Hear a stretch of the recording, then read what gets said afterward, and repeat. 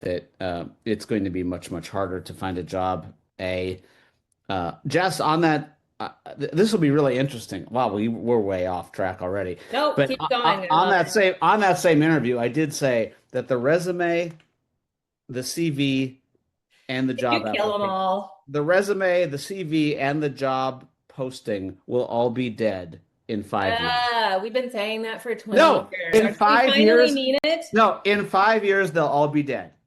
All uh, right. with inference, I should be able to go to a discussion, have a conversation with an AI Jess, or a human, hopefully a human, That's but possible today, Jason. Would you like to talk to the other me? an AI Jess, but then it infers what job I'd be best for and lets me know I shouldn't be clicking on the job title that I want to apply for. Anyway, forget this. Uh, that was the This jobs needs to report. be a podcast. I have so much to say about this. That was the jobs report conversation. Oh, and episode 2 of our podcast came out this Yes. morning. Oh, that was a Um, good one. which is oh yeah, we had a lot of fun. So I hope you guys get a chance to listen to it. We'll put a link in it, The Edge of Now, episode 2. I got to do a little Scott Galloway do in it even, so that's just a tease that you guys can listen for. Um, Meaning you were snarky, I think. Oh, well, you wait, you said made you were talking about studying abroad. Yes, I know. I know what you're talking about. How's everyone? Green, yellow, red. Green, great. Great week. Got accomplished a lot. Ready for the weekend. Lots of energy, etc., etc., etc. Yellow, so. Um, totally acceptable. And Red, make sure your chat is changed to everyone, not hosts and panelists. red, So we're all red. here Not together. so good. Not so good, which is totally fine as well. Katie just got back from the dentist, which means she's got upsold. I'm just kidding. Lots of greens. Got This some is a heavily green.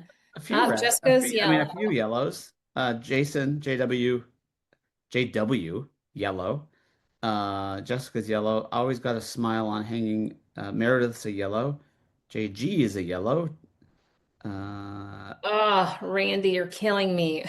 Still squabbling about source of hire. hmm. Oh, um, Overall, yellowish green. that's Uh, good. Brian Summers here? The OG, The not OG. the JG, the Alicia is OG. here. Alicia, I quoted you quoting me earlier. Oh, shit. Oh, shit. Alicia's here. I owe her a text. Oh, she came here to find you. Smart Oh, woman. oh my God. Yes. Yeah, exactly. Exactly. She came here to find me. How are you, Jess? Don't you love it when I say I'm good instead of answering the question the way I should? I'm green. I'm green, green, Really? green. I know you're shocked because I've been firefighting for a bit here today. Yeah, I'm green. Why not? It's a very big day in my house. Stray Kids released a new album this morning. Does anybody know what I'm talking about? Stray kids? Stray Kids. Yes, Jesse. And Bailey's birthday is next weekend, so I had a job to do this morning. Let's just put it that way, Hmm. because those albums fly off the shelves. So what did you do? Did you go to like Target or? Bailey's in the background. Oh, okay. Mission accomplished. Okay. Okay. Good. Um, awesome. Hey, by the way, why Yes, did that is who I went to New York. I literally brought her all the way to New York to Gov Ball to see her favorite band. So this was an important job today. good. Do you know why I played that song this morning? Come Come on, on, Eileen. Eileen. No. This is where I'm terrible at the game of guessing. Uh, are you talking to an Eileen today? No. That song became number one on the On this charts day, on this day I want somebody to guess. in what year? Oh, somebody's Leo will know. Eric gets Oh, 19. Oh, really? Eric got it on the first guess. Wow. 1982. Number one on the UK charts in 1982. You guys were all pretty close. You have your 80s music down pat.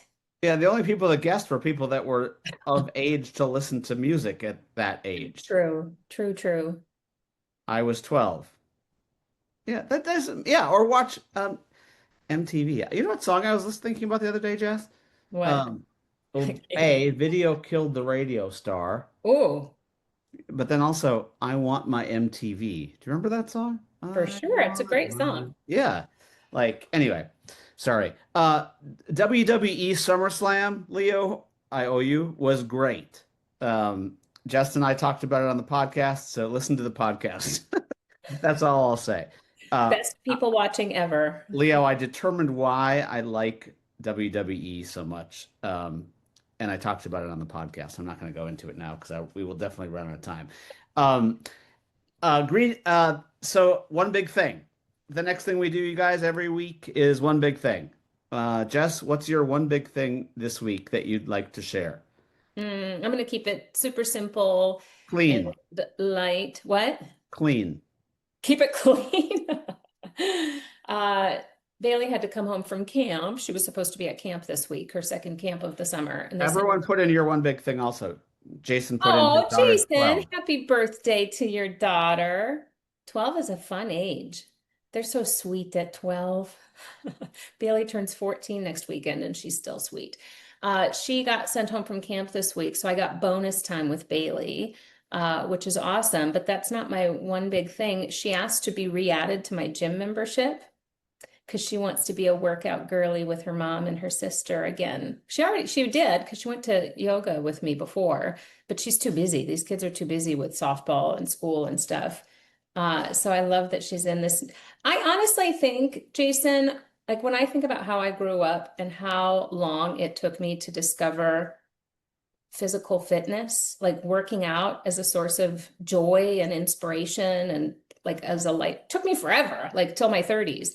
And it was part of a health transformation journey. I feel like this is a gift I've given my kids. Like they enjoy it so much, and it's for, and for all the right reasons. It's like a mental wellness thing. It's something we do together. It's like our home away from home. Like I literally love it so much. And watching the two of my daughters go to the gym together this week and just like lock into this little routine, their little summer routine. And it just makes me so, so happy. Yeah, I think it's cool. I told you that my two guys are running a half marathon together, didn't I? Holy cow, which one did they pick? San Diego. Ooh, that'll be a good one. Yeah, so like same thing. Like I mean, I'm not really invited. I'm invited to hang out, but afterwards, but I'm just it's really cool that when your kids start to do that stuff together. I Um, love it, Megan. Thank you for inviting me. I love that that's your one big thing. I'm so excited to come do your event. Redesigning the backyard. Janet, I love indoor outdoor Jess, you know living that you and so I much. are like, do you know that like you and I work together in the same company, and I don't know anything about what Megan's talking about in her note there, but that's okay. Let's move on. You have Um, access to my calendar. You'll find it. okay. My husband redesigned our backyard, including a pergola. Now that moved on to Jan, and I'm still wondering why I wasn't invited, Megan. Different conversation, different time. Working in Florida for 3 weeks and loving the East Coast schedule, like that, Chris. Florida is interesting. Florida is an amazing place. My one big thing is going to deal with Florida, so I'm going to hold on for 1 second on that. Mm. Um, HR Tech, Liz, please stay in touch. I have massive parties and massive dinners scheduled at HR Tech. Jess is standing me up, so I have to find my own fun. Um, and Sharon, I'm so glad you got good news from Mayo. That's awesome. Absolutely. Okay, cool. So let's move into our And what was yours? yeah, my one big thing is I spent 3 days in Jacksonville this week working with an amazing organization, and th that was amazing in itself. I think I was sharing some of the breakthroughs that we had, but the best part was my Uber drive ride to the Mm. airport. Um, and I'm gonna when Waymo and others become the norm, like it is in Austin, I'm gonna miss Uber drivers. Oh, I really am because 90x% of them, I have great conversations with. Um, Maybe this is a conspiracy theory, so getting a driver becomes an upcharge, an add-on premium experience. I And bet it will. I really do. I really think I mean, I think you're onto something, Jess. So, my first ride in Jacksonville was a guy that was a college football player and played for a gentleman named PJ Fleck, who, as you know, is the Gophers, or some people know, is the University of Minnesota's coach. talk And on. so I'll we had a catch up. great conversation with him. I had a great conversation with him. He works at Viore, as you Hmm. know, one of my favorite brands in Yeah. the daytime in Jacksonville, and then drives Uber at night um, because his grandmother can't afford cancer care. Um, and I went to his Viore store yesterday and bought a bunch of clothes on my way out of Jacksonville that he got commission for because he told me whatever he Oh, was working. amazing.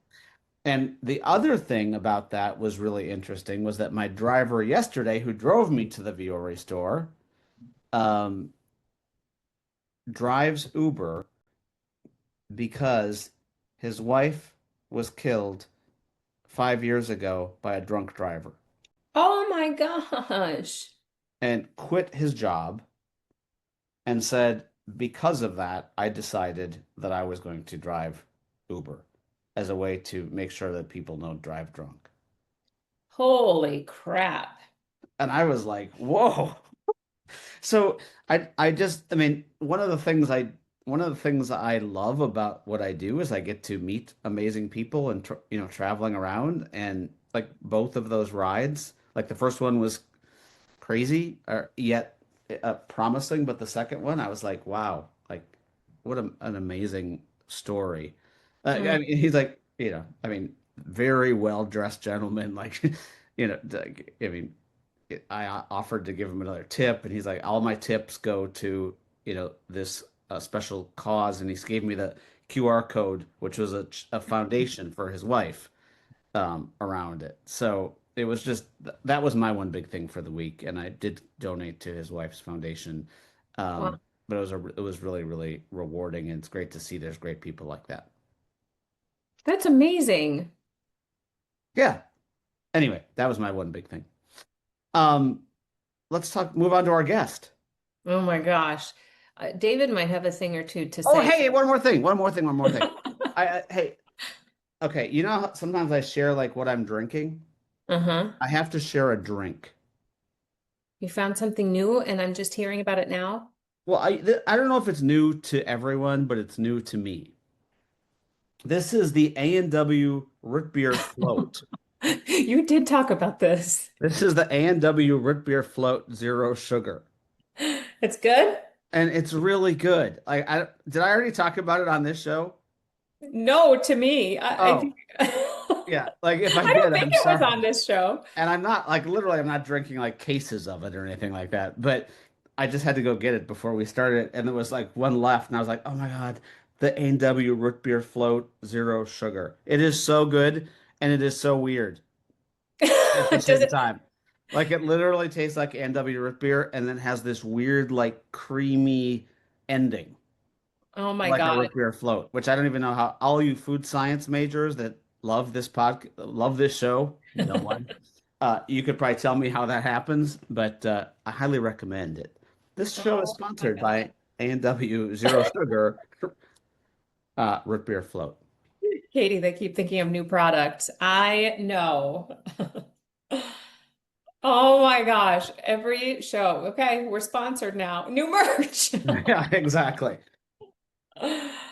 All right, So David. Jess, bring on your shirtless friend, or excuse me, your friend with the nice shirt. Uh, uh, I in the green room, he was wearing a shirt. So if that's no, changed no, no, no, no. He's still between, wearing a shirt. I'm just saying you two are dressed so nice compared to me. oh my goodness, David, now you have to come on screen and we have to confirm that you're still wearing your beautiful blue shirt. He's so nervous now. We try to I am warn in fact fully guests. clothed. So that's a good thing. That was fantastic. Oh my goodness. Take Your off my, shirtless no, friend. that pause was him debating. Do I Yeah, really surprise them? yeah. It was a tough call. I very, very, very quickly thought I could take the shirt off pretty fast. Yeah. Welcome to this Friday. This is what we do. Love it. Thank you for joining, for having me. No, Thank we're you. joining. Joining, We're really I don't know. joining I you. don't know what's happening. We're really joining you. This is Yeah, great. that's right. First of all, because I haven't said it directly to you yet, congratulations on your new CEO appointment leading Talent Neuron. Congrats. Thank you. Nobody better deserving. So happy to see you in your new role. Oh, thank you so much. I mean, you were there before. Yeah, This yeah. is a promotion. Yeah, You've it's been been a there. blast. Yeah. It's going really well. It's one of those things, Jess, where you have a little bit of nerves going into something new, and then you do it, and you realize, I could have been doing this 10 years ago. Oh, see? Yeah, yeah. Oh, I My love advice that. to everyone is if you feel even remotely ready for the next thing, just do it. Don't Yes. wait till you feel all the way ready because then you'll be waiting too long. Yeah. Yeah, it's been great. Ah, I love it. And for anybody who doesn't know who Talent Neuron is, how would you catch them up? Before we do Yeah, that, yeah, Yeah. is sure. your beard not normally trimmed, or what's this? What is this thing in the chat? Jason, Jason, if you were to look historically over the evolution of this, there's versions of it down to here. I Wow. Oh, refer to really? that as my homeless ZZ Top era, where Oh yeah. it's just pretty. Oh, I It's know exactly who you're yeah. talking Wow, is this like Bill I Borman, Jess? What's that? Is this like Bill Borman? Maybe the ZZ it was Top a guy. lot. Oh my God, that's like It an was a amazing. lot. I forget his name. I had it in braids at one point, right? Oh my God. Yeah. Do you have a Harley to match that old beard? I have a jet ski. So, Oh, yeah. it'll work. It'll work. Not quite the same. But yeah, actually one of the speeches I did a keynote at the SWP show in London. And they have those little things, Jason, where they can comment about like a chat alongside the live presentation. And the first comment was, I think this conversation is going to be epic. No one can have a beard that long and not be an expert. Oh my God, I love that. Yeah, yeah. But then they promoted me, and I was like, I don't know, that might be a lot to be a CEO and have a beard down to here. So I thought I'd take it back a little bit. You would, I mean, it would have been fine. You would have spent Yeah, a lot of time explaining your beard. fair. Yes. Yeah. My board members refer to it as my CEO glow up. Oh, very nice. So, David, all week I've been waiting to say, how are your talent neurons?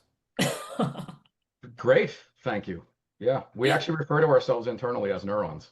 Do you? I Nice. love Yeah. that. Yeah. Yeah. Company's So, doing great. tell us a little about talent neuron. Yeah, sure. So, we started life back in the 90s and through much of our, time as a company as a premier labor market intelligence provider, capturing labor market data for now 142 countries and 33 languages, supply, demand, cost, EVP characteristics of a role in a given city or location, who's hiring for what, where they're hiring for it, who your competitors are from a talent landscape perspective. Then about 3 years ago, we acquired an organization called HR Forecast out of Germany that focused on work architecture, strategic workforce planning, talent marketplaces. We subsequently built org design.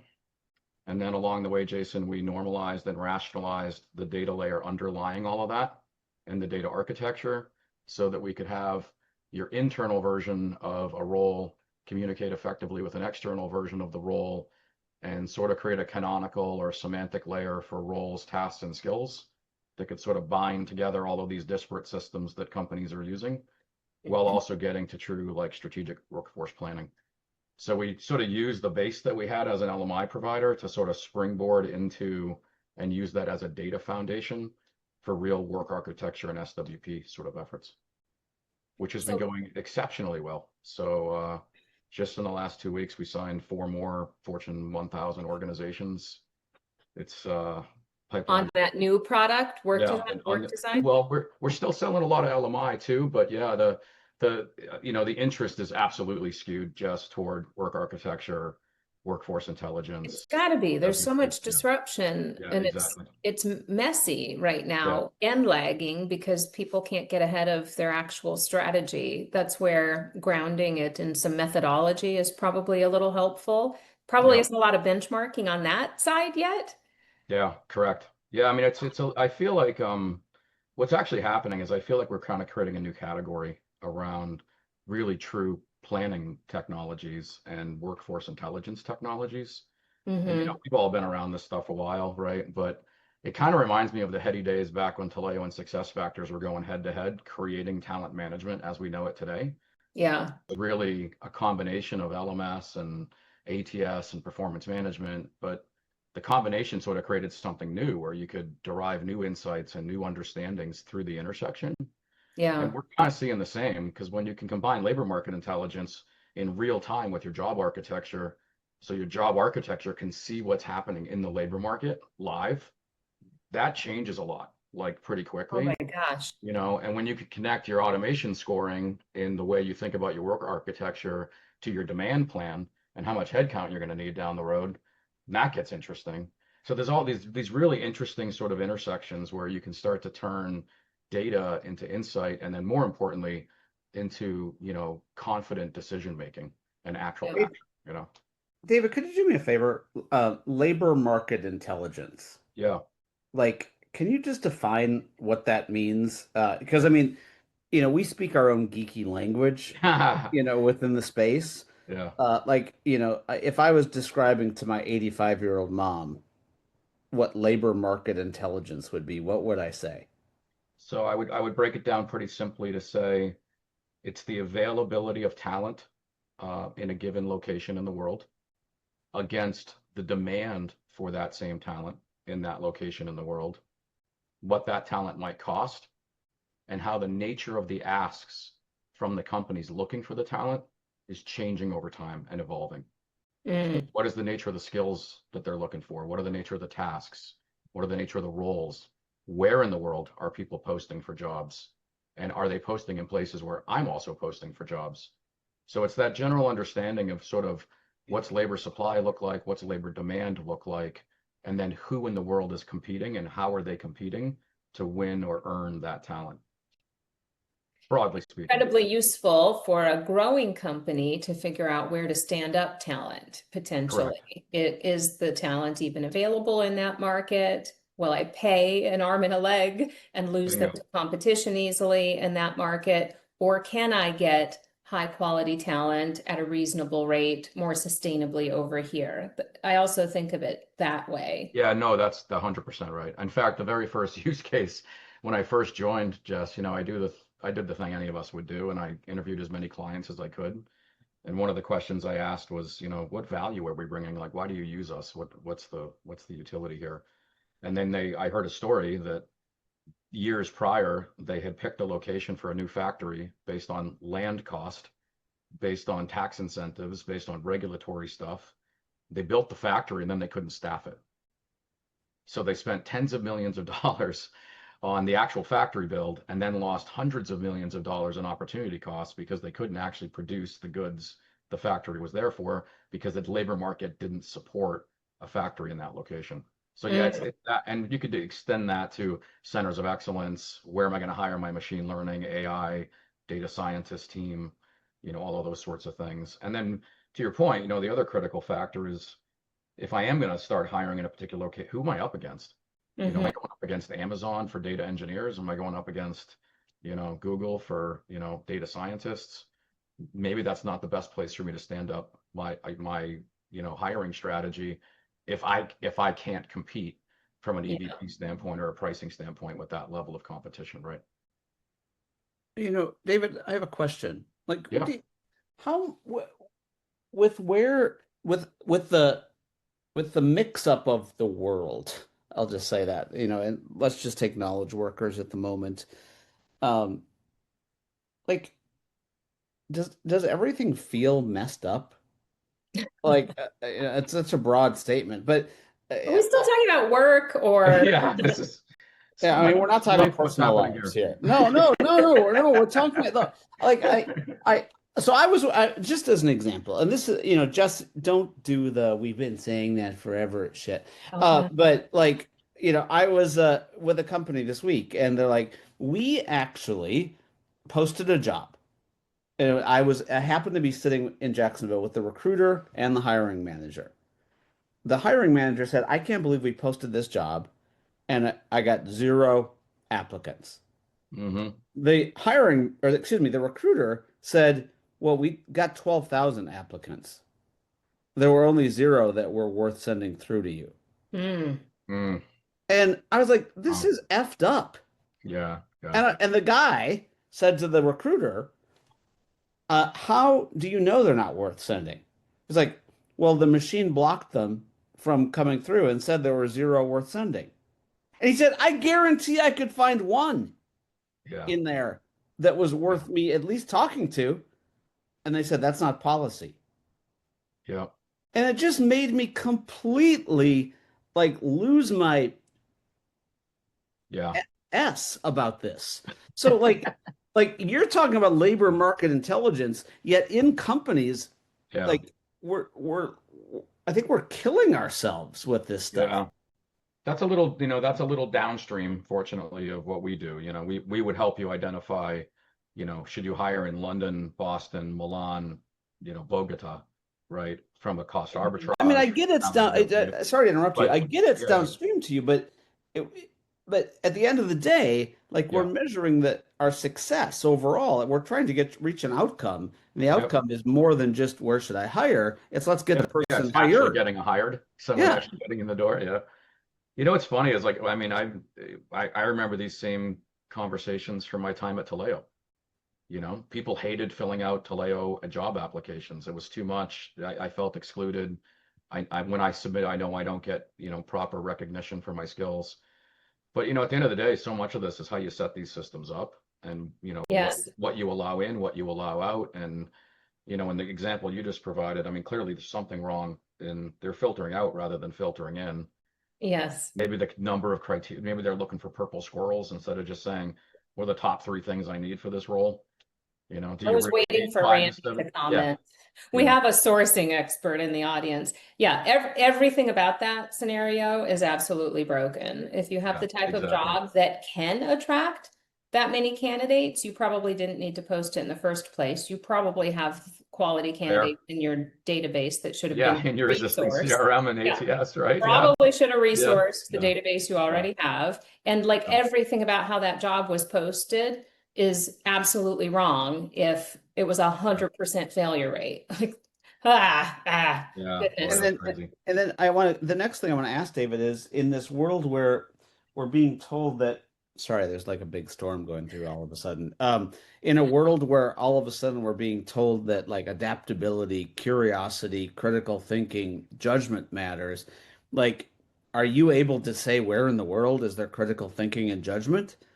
When you look at, does that make sense? I mean, when all of a Yeah, sudden we yeah, start to think about humanities, yeah, yeah. like, can you Yeah, I talk a mean, little about that? there's some of that you can detect. I mean, there's two ways to detect that, right? I mean, some is the nature of the role and the claimed, the assertions that are made about someone's, history and work they've completed. Some of it's explicit declaration of that in, a skills profile that they might have on LinkedIn or something else. So what I'd say is like it's imperfect signal, Jason, but there is that we do catch as part of what we, can assert about the labor market. I think it's a little spotty because in order to get that, you need some kind of social profile or some sort of data set to discern that from at scale. So we actually take in like labor supply from two different primary sources. One is just government census data, like BLS or the UK or India or Australia, taking in annual census sort of information about how many people there are in certain occupations. That's sort of the gross version. And then we also take in social signal from platforms like PDL and LinkedIn and other places like that, where you can sort of look at the specifics of a profile and use that to make assertions about what kind of specific talent might exist in a region. So we use the combination and then use data science to extrapolate from, certain patterns you see in the social signal, how that might apply to the general population, things like that. So it's imperfect, but it's there. It's Yeah. some of it's that's available. One of the articles Jason sent me recently was about the labor market, generally speaking, and about sort of the low participation, fewer people Yeah. actually actively participating. And I don't remember if that was by demographic or if it was further sliced. I kind of called that like this stalled out labor market, low hire, low fire, and Yeah. there aren't enough companies redesigning enough work to shape the new jobs There that you go. should Yeah. exist in the AI economy. So Yeah. that catch up, we're not seeing a cert. We will. I think it'll happen, and there's some early movers that are on it, but they're outliers right now. So we're in sort of like this flat, Yeah. stalled out labor market, I think. But you're the expert. What is the No, data you got it. actually showing us from a No, trending? you got it exactly right. I mean, it's sort of another version of the great stagnation that's happening, right? Like Yeah. if you remember, we had some of this maybe what, 6, 7 years ago. It's kind Yeah. of a similar state where people are largely staying put. There's not a lot of new hiring activity. I think you guys nailed it earlier in the conversation when I was in the back room. Um, I think there's a lot of uncertainty about the way the jobs are going to be redesigned. And I Hmm. think there's a lot of uncertainty about the role that AI and agents and automation are going to play. And so there's a reticence to go hire a bunch of folks if Yeah. we're about to redesign the work away or rethink the work or rethink what our needs are or suddenly automate 50% of a job, you know. And so because we're in this weird interstitial state where we haven't quite gotten to the new stuff, but we know something's coming, I think a lot of folks are just holding. And I think a lot of employees are also sort of holding because they also don't know how this is going to play out and are just trying to bide their time and wait for things to sort of really break one way or the Like, other. not to sound completely naive, what do people do? Like, Yeah. is that why GDP is suppressed? And like, I try to connect the dots in a more intelligent way. But what do people do? What are their options when they're not participating in the labor market at the rate that they might also wish? Like, we forget this is a Yeah. two-way relationship here. Like, I'm assuming more people want to be working at market wages, or are they finding are they actually finding earnings in other ways we're not tracking, and there's sort of like a hidden economy that I'm just not understanding? Like, I don't understand how bills get paid if we're Yeah, seeing these dips and people are just stalled out for a while. That's quite an economic impact. it is. I also think a big percentage of this is also folks who've just opted to exit the economy entirely due to early retirements. Yeah. So we are seeing, a chunk of that labor market participation challenge is the older cohort, basically choosing early retirement or Yeah. deciding. And there is a second set that's affecting, early job entrants as well, where people want to get in, but early sort of job entrant hiring is low. So yeah, Yeah. it's a real challenge. But I think from my vantage point, I've been sitting on this work architecture universe now for 3 full years. And what's interesting, and you've probably seen the same, is if you go back 18 months, all the talk was if we can put the right automation in place, we could start whacking heads and doing Hmm. rips and layoffs and reduce the labor, the labor force of the company. And if you Yeah. look at every tech layoff that's happened, every one of them has said that's what they're doing. 90% of which are not true. They're doing it Right. for other reasons and blaming AI, which has Yeah. created this weird, like, sort of malaise. But at Yeah. the same time, what I would say in the last 6 months, I have seen in our conversations with clients and prospects, the nature of the conversation has shifted and it's moved away from, oh, we're going to get automation and then whack a bunch of headcount to Hmm. we're going to get automation and rethink the roles in the company and Yeah. rethink the jobs so we can have humans doing more important human work and driving higher value and delivering a higher growth number. Which Yeah. honestly, if you think about it, makes a ton more sense because you want to cut your way to, a bigger company. That never works. How do you No. grow into more revenue? How do you grow the business in some way? That's through increased productivity. It's redesigning the work. It's getting people to do things that only people can do. So I think the conversation's shifting. And I Yeah. think that might be why you're starting to see hiring slightly tick up. I think maybe people are realizing, hey, this AI jobs apocalypse isn't really coming the way we think it is, and we're still going to need humans. Hmm. So Thank you there's a for piece of making me that's that point. hopeful. Yeah, I'm I, hopeful. I do agree. We've seen enough of those AI related, and they look good, right? Wall Yeah, Street loves it. Looks like investment in tech and innovation. So we're crediting AI for all of this. We're sort of blaming it to the workforce, but taking credit for it to Wall Street. yeah, And it's just not completely valid. I think it will become, I think there will be lots yeah. of stories of companies doing that work and making investments, and then perhaps redesigning or right sizing the workforce as a result. But I agree, it's been a lot of headline hype But so even far. then, Jess, I think what we're going to see is less full-on reductions in heads and more rebalancing. I Like hope I so. can automate the heck out of this part of the business. So that's going to free up capacity for me to actually invest in this part of the business, which is a higher growth vector for us. And Yeah. then the really tricky part is going to be, do we understand the work well enough, people's skills well enough that we can properly move people from this cohort to this cohort and do that in an intelligent, planful way? And that's Yeah. part of what we're trying to solve is like decompose the work down into the task and skills, get skills data about the employees, and then start doing some of that, inference and matching to sort of make recommendations about who to move rather than who to let go. Yeah. I so agree. And we've already agreed in this conversation, and generally speaking, that job descriptions and resumes are kind of crappy artifacts of work anyway. They're not great representations of what people are Yeah. doing, how value is being created. Like, let's just agree those aren't great, Right. it's not great documentation. So if you're using that, by the way, for your headcount reduction, not a great source of truth. If you Yeah. actually You never said that you agreed with me, by the way.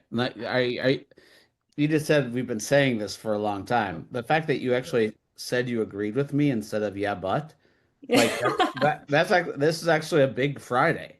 Should we This is note a this big moment, Friday. Jason? Do you need to put this in the calendar? Yeah, exactly. Are you saying you agree with me? Do you agree with my Wherever premise that Jason's cap is that he keeps all his feathers in, go put another feather in your no, cap. but do you think it's going to go away in 5 years? Like, do you agree with my statement? There will be no more resumes, CVs, and job postings in 5 years, the way we know them today.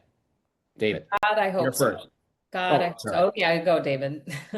So I am 100% aligned to the vision. I keep coming back to the regulatory and oversight sort of pieces of this, Hmm. just given the glue that a few companies are in who I will not name right now, related to this. I think there's probably more diligence and work that needs to be done before we can get to that level of inference and decision making from tooling.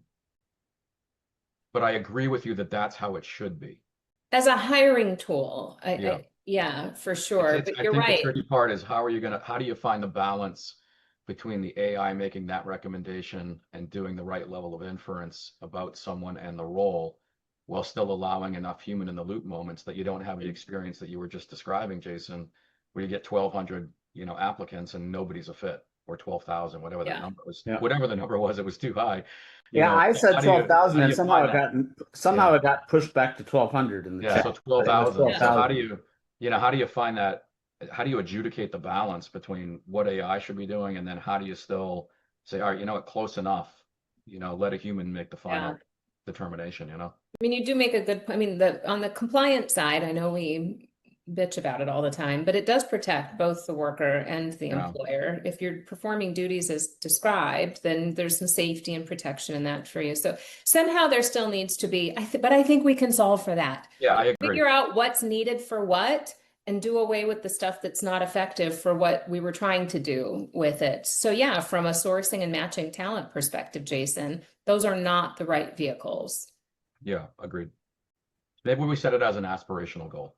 Yes. We shoot for it and, do our best to hit that target. I mean, I already tried to skirt that in our own company, Jason, when we Yeah, hired somebody. I Most said, why do we need a wishy-washy, job most description? wishy-washy commitment for 5 years I've ever heard from you people. No, I agree with what you said. Yeah. So, David, when you think about the way you look at global data, and you look at readiness for,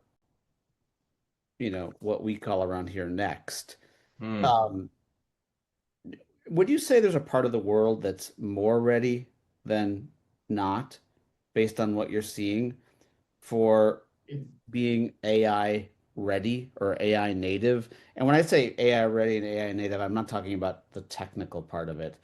I mean, ready to rewire how things work, ready to put the leadership and model in place that I'm open to experimentation versus, control, et cetera, et Yeah. cetera. Does any of your global data show anything about parts of the world that are ahead and behind?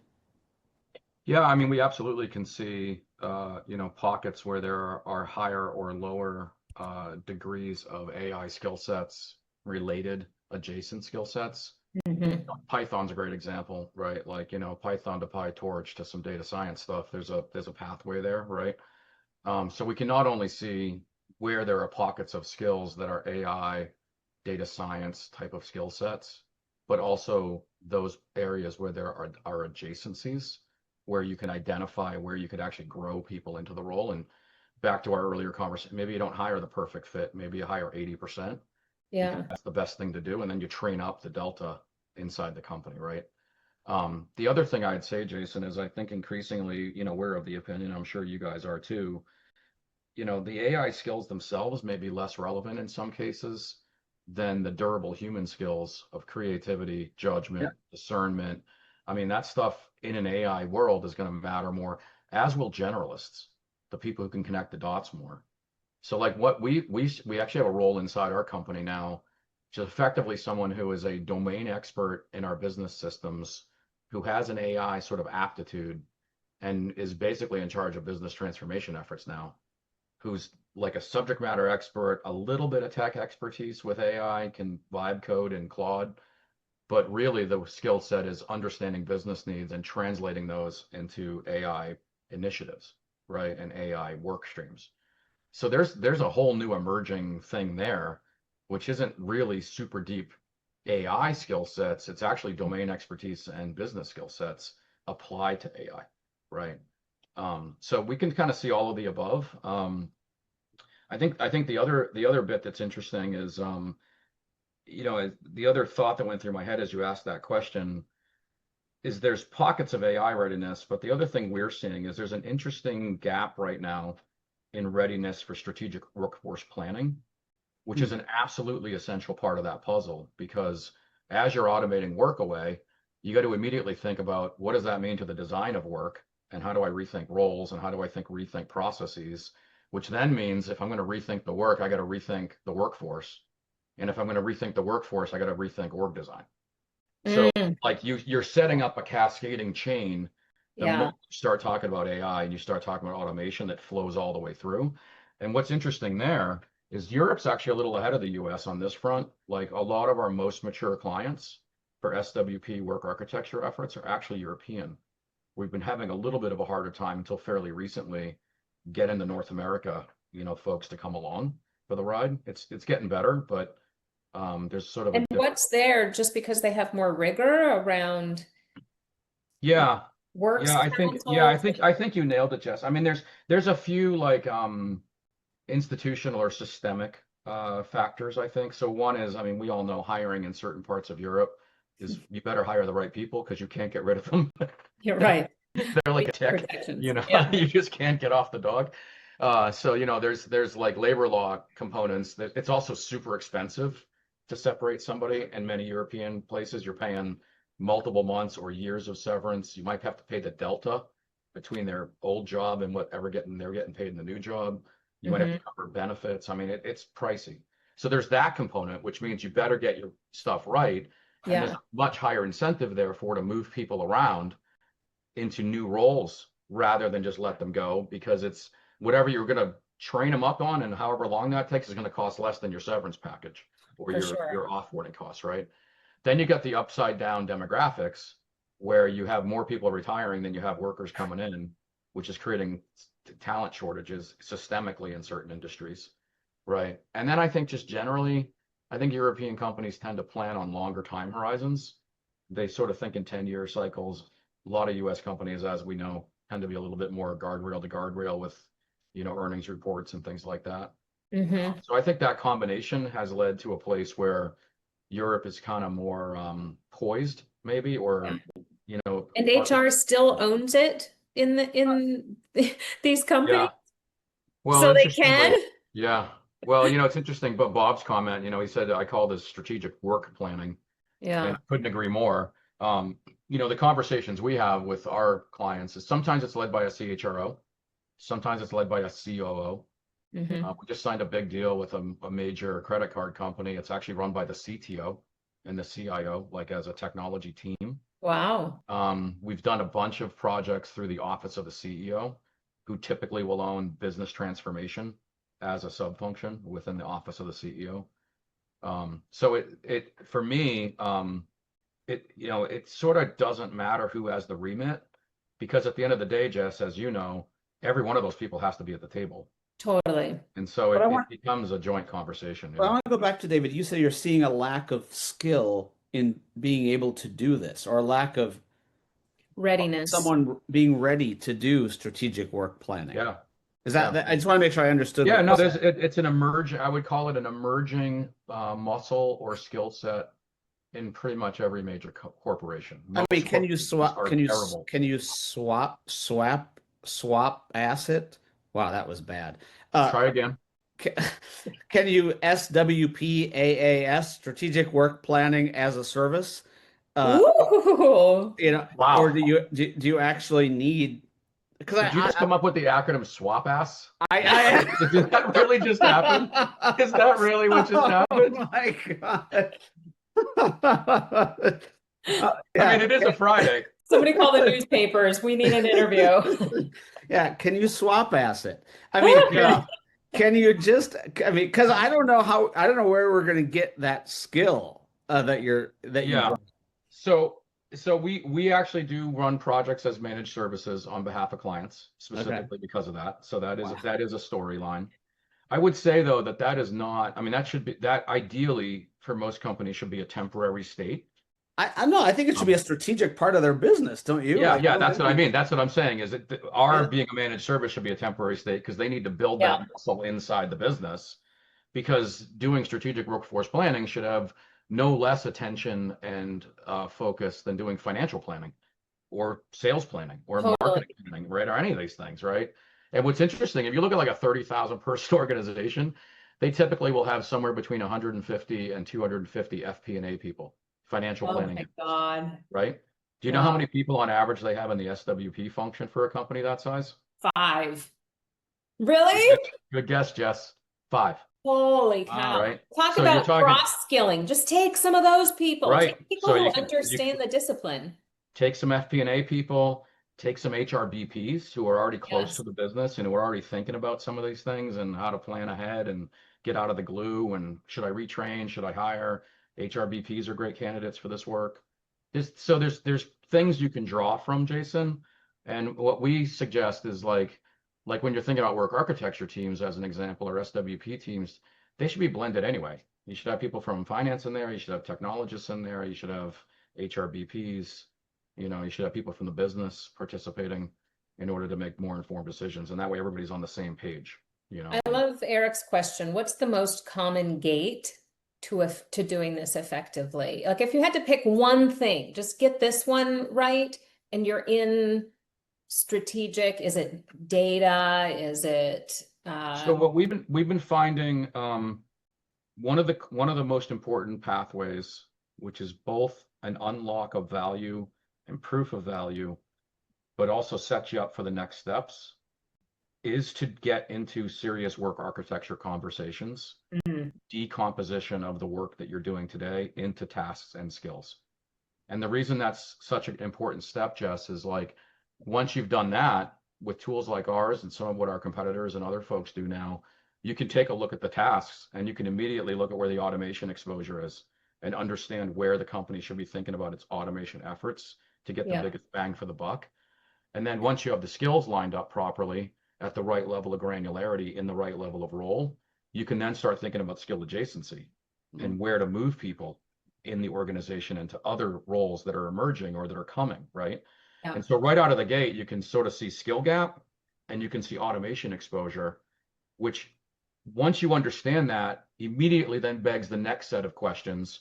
Well, then who are we going to move and who are we going to let go and who are we going to hire from external? And now you're right into SWP.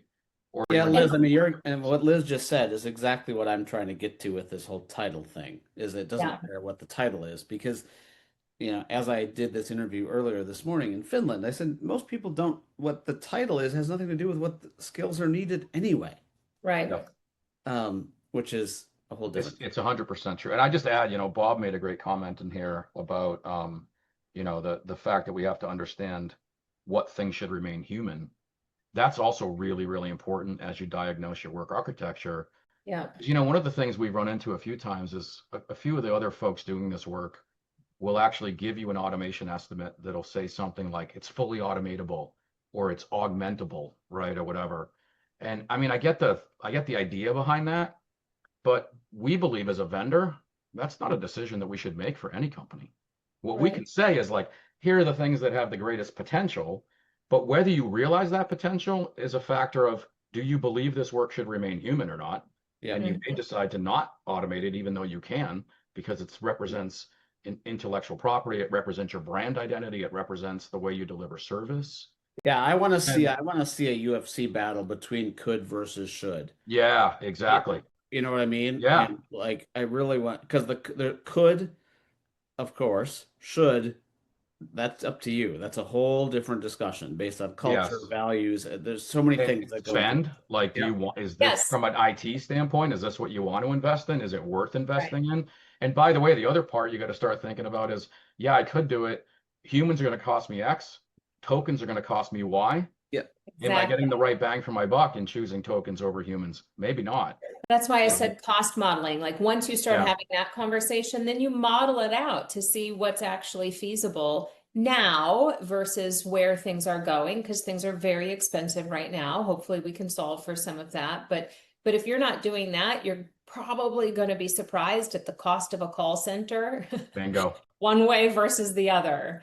Yeah, Uh, yeah, I love it. Such a good chat. We always run out of time way too fast. Yeah, this was awesome. I'd love to do this again anytime.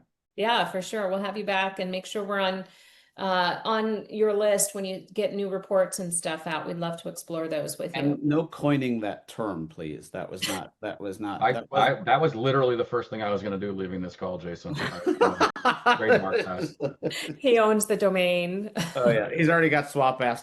Well, forget it. Okay, I think it's a good time to end.